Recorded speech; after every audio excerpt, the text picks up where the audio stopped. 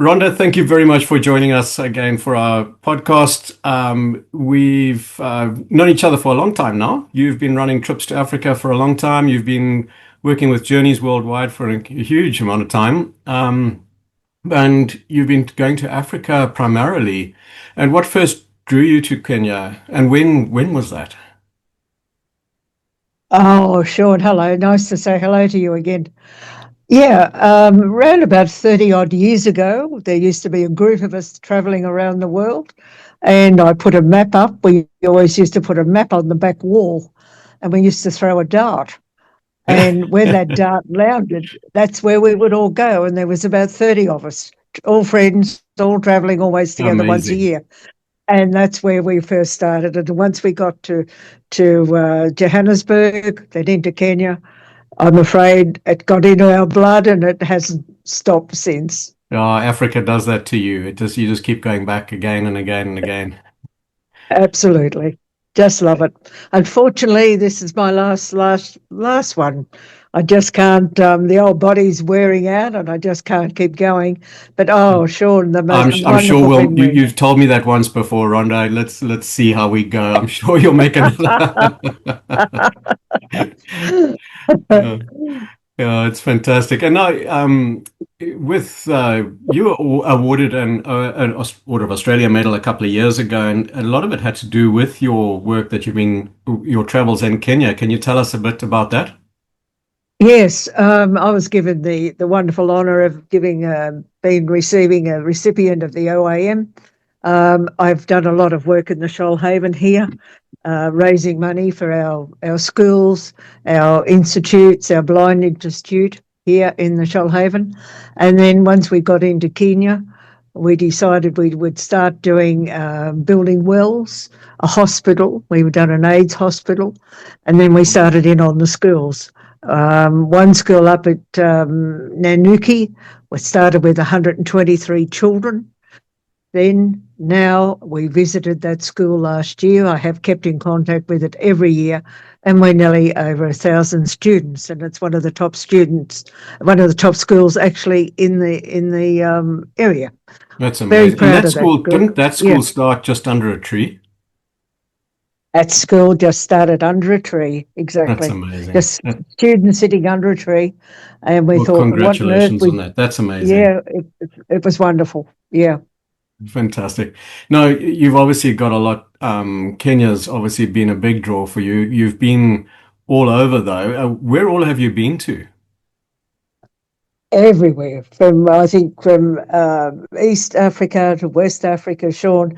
Oh, Cape Town is absolutely wonderful. If anybody has never been to Cape Town, please go and do it. Go down the waterfront, walk Uh, around, It's have a look, and I see the city. It's a I keep wonderful telling city. people it's the only city I really actively promote. I just think it's a beautiful city with so It's much a to do. beautiful city, absolutely.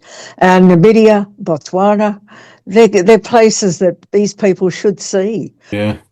And do you think, I mean, you've traveled all over the world though, haven't you? You're not just all over Africa. Absolutely, Yeah. absolutely, yeah. And I how think is the only places we haven't been is down Antarctica. I flew over it, but I haven't had a visit on the ice, and I've never got up to the Northern Lights and Greenland. They're oh, about the only two places I would love to get to one day, and yep, two things perhaps. very high on my bucket list as well. Yeah, Yeah. absolutely. Be lovely to see the Northern Lights.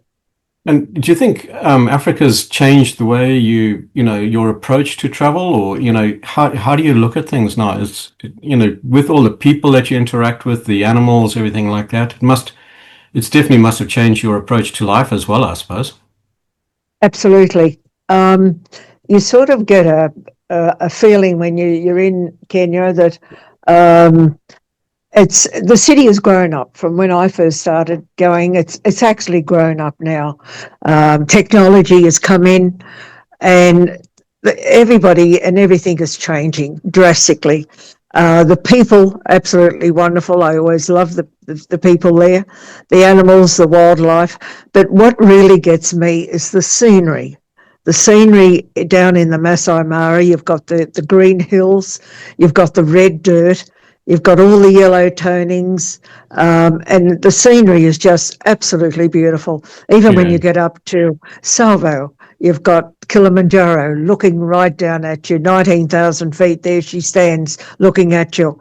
And you think, my God, this is God's country. It really is.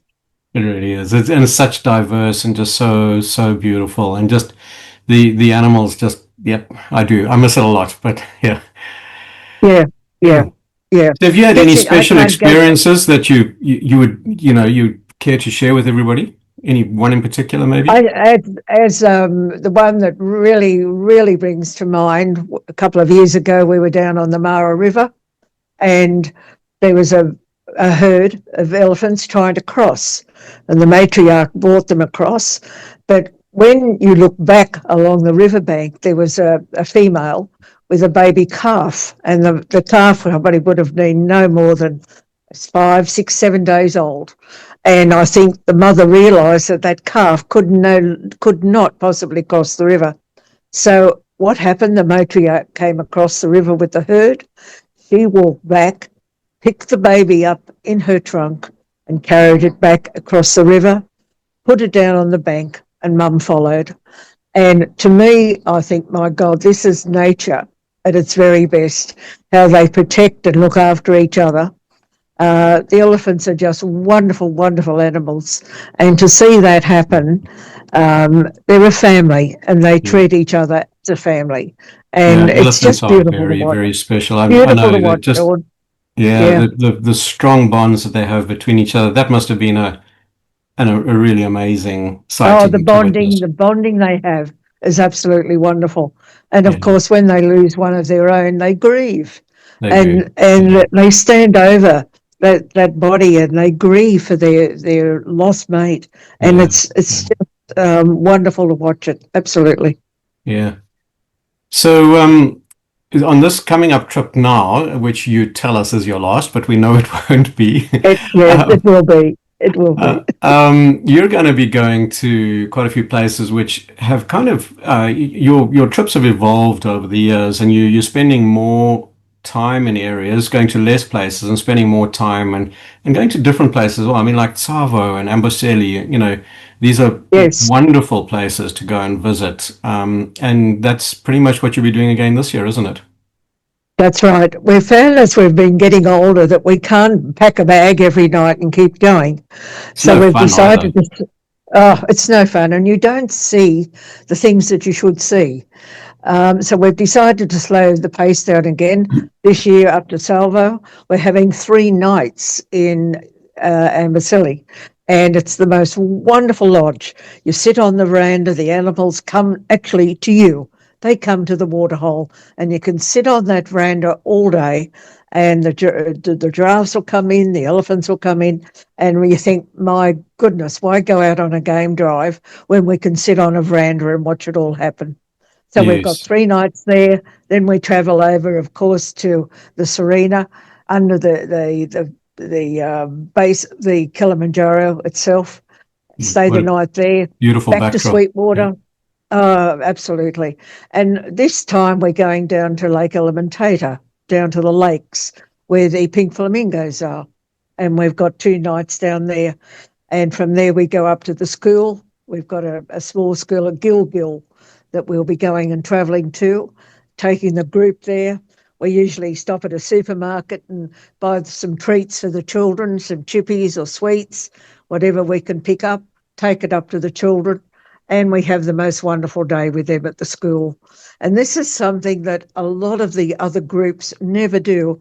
You don't interact with people.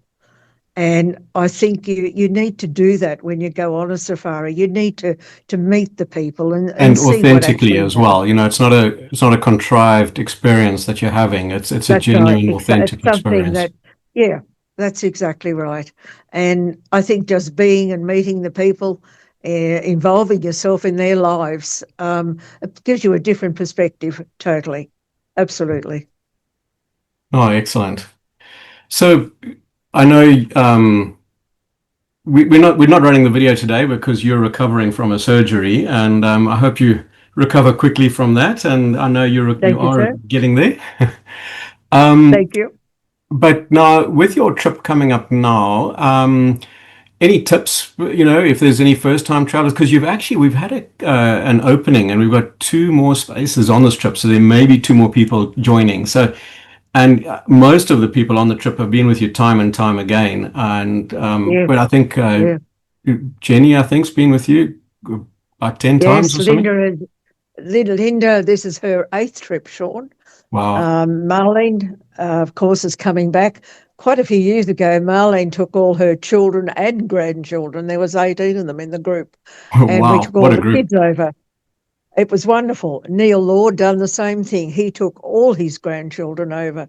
And these kids just sitting every Christmas, they get round to dad, grandma, whatever. Oh, grandma, do you remember we saw this? And we remember we saw that. And the Fantastic. memories that Such a last, special experience. it's a wonderful memories, wonderful memories, Sean. And look, if anybody is out there that would love to join us, we've got 2 places left, as Sean said. Contact Sean. He's got all the information, and we'll take you on this safari, show you things that you will never see. Your memories will absolutely last forever. And come and meet the group. Come and meet some of the people that we've been taking over the years. I think you would thoroughly enjoy mixing with our folk, and just come and enjoy it. Come and enjoy Africa. Don't Yeah. be afraid of going to Africa. It's not like you think. Come and join us. Give Only be Sean a afraid that call. you'll keep wanting to going back. Hey. Exactly right. That's exactly what'll happen, Sean. But give So, Sean a call. do you have any tips for first-time travelers to Kenya? Um, there's quite a few things we can tell them to do, but the main thing that I always say, put in your luggage, is a torch and a clock. A torch because you're going back to your lodge of an evening. You don't know what's on the path, and do not rely on your phone because sometimes there's no internet at some of these lodges, and if you forget to charge your phone, you won't get up at 5:30 in the morning and get on that coach, and away we go. Yeah. So a clock and a torch, a hat, of course. But actually, tomorrow I've got about 12 of the group coming in here tomorrow for lunch, and we sit around and talk about it. We've got a couple of new people coming down from Sydney tomorrow, Sean, to have lunch with us. Oh, They'll nice. meet some of the oldies. Very nice. So, yeah, it'll be great. Oh, So I'm excellent. just encouraging people to give you a call and let's fill these last two Those spaces, eh? last two spots, yes, indeed. And what do you never Absolutely. travel without on safari? Is there anything other than a hat, a torch, and a clock? And a clock. That's basically it. Those, Good those are your most walking important shoes. things. Yeah. They're the most important things. And your camera. Well, Rhonda, thank you very, very much for joining us. And I'm sure that people are going to love listening to you. And even more, those who are lucky enough to join you in October, traveling to Kenya. Fantastic. Thank you very much. Thank you very much, Sean, for the call. And thank you for everything that you do for us. Folks, you don't realise how much work Sean puts into our safari. He's absolutely incredible. So Oh, if you thank want you to very join much, us, Rhonda. give him a call, and he'll get you on our tour. Absolutely. Okay. Thanks, Sean. Excellent. Have a good Sunday afternoon, mate. Thank you very much, Rhonda. You too.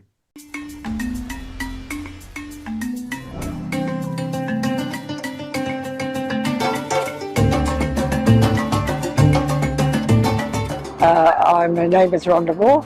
I'm from Australia, and I am now visiting Kenya. I've been to Kenya many, many, many times. My journey started in 1996. I've done 2 or 3 trips a year, bringing people over here. We've got a big group here again, another 25 people, and everybody has thoroughly enjoyed it. We just love being here in Kenya. The people, the culture, the wildlife, and it's got it all. What's the most outstanding thing? I think just being in Kenya. Every time I go into a lodge, oh, Rhonda's arrived, Rhonda's back. The chefs, everybody can't do enough for our group, for myself. And I just love, whether or not we've done that over the years, we've built that rapport up over the years. That every time we go into a lodge or a hotel, everybody yells out, "Mama's back." And it's been a 30-year journey. And it's just not me, it's everybody that's been with me and enjoying it all. As I'm sitting here this afternoon, we've got the Nairobi National Park behind me, and it's the most wonderful adventure of anybody that would like to actually visit the park.